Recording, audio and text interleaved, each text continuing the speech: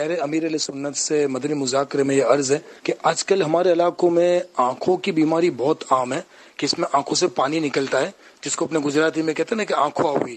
تو اس میں یہی مطلب کہتے ہیں نا کہ عوام میں مشہور ہے کہ اس کا جو پانی نکلتا ہے اس کے متعلق بھی لوگ مطلب عموماً لوگوں کو اس کے مسائل پتہ نہیں ہے کہ یہ کیا ہے. تو یہ پانی کے ناپاکی پاکی وغیرہ کے مسائل اور اس میں وضو رہنا اور اس کے متعلق بھی اگر تربیت فرما دے تو امت پر بہت بڑا احسان ہوگا. یہ دکھتی آنکھوں سے جو پانی نکلتا ہے نا، پانی ہی نظر آتا ہے وہ، لیکن یہ کچا خون ہوتا ہے، تو اس لیے یہ ناپاک ہوتا ہے اور وضو بھی اس سے ٹوٹ جاتا ہے. کپڑوں پر بھی یہ لگنا نہیں چاہیے، نجاست غلیظہ ہے، اس لیے یہ ناپاک ہے، تو اس سے بچنا ہوگا.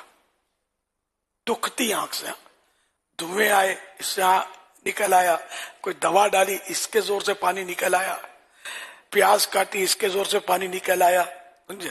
تو اس طرح کسی اور وجہ سے یا خوف خدا میں رویا، عشق مصطفیٰ میں رویا، آنسو نکلے، یہ ناپاک نہیں ہے. جو آنسو دکھتی آنکھ سے یعنی باوجہ مرض کی وجہ سے، بیماری کی وجہ سے، جو آنکھ کی بیماری تھی اس کی وجہ سے نکلے، بخار بھی بیماری ہے، بخار کی وجہ سے نکلے ناپاک نہیں ہے. آنکھ بیمار ہے اس کی وجہ سے نکلے تو یہ آنسو ناپاک ہے.